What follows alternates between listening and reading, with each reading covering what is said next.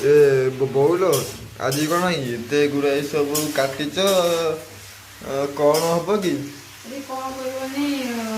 ବାପା କହିଲେ ମତେ ଯିବି ଟିକେ ବେଳାବେଳି ଟିକେ ଯିବି କରିଦେବି ଆଉ ମୋର ଆଜି ଇଚ୍ଛା ହେଉଛି ଭାତ ଖାଇକି ଯିବି ବୋଲିକି ମୁଁ ସେଥିପାଇଁ ଭାତ ସାଙ୍ଗକୁ ତ ମେନ୍ 4 ପ୍ରକାର ଦରକାର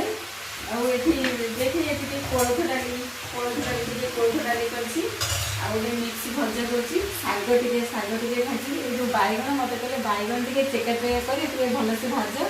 ମୁଁ ଆଜି ଟିକେ ଖାଇକି ଯିବି ତେଣୁ ଆକୁ କଲେ ଖାଇକି ଯିବେ ଆଉ ତାପରେ ଯାଇକି ଜଳଖିଆ କରି ବାପାଙ୍କ ପାଇଁ ଆଗେ ଭାତ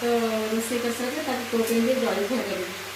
ଉପମା କରିଦେବି ଟିକେ ଖାଇଦେବୁ ଆଉ କ'ଣ କରିବା ଆଜି ଟିକେ ରୋଷେଇ ତ ହେଲାଣି ଆଉ ତ କିଛି କରିପାରିବେନି ତେଣୁ କଲେ ସେ ଟିକେ ଶୀଘ୍ର ଖାଇକି ଯିବେ ତ ମୁଁ ସେଥିପାଇଁ ବହୁତ ବ୍ୟସ୍ତରେ ଅଛି ତ ଆଜି ଆଉ କଲେ ଖାଇଲେ ମୁଁ ତାପରେ ରୋଷେଇ କରିବି ତାଙ୍କର କୋଉଠି କାମ ଅଛି ଯିବେ ତ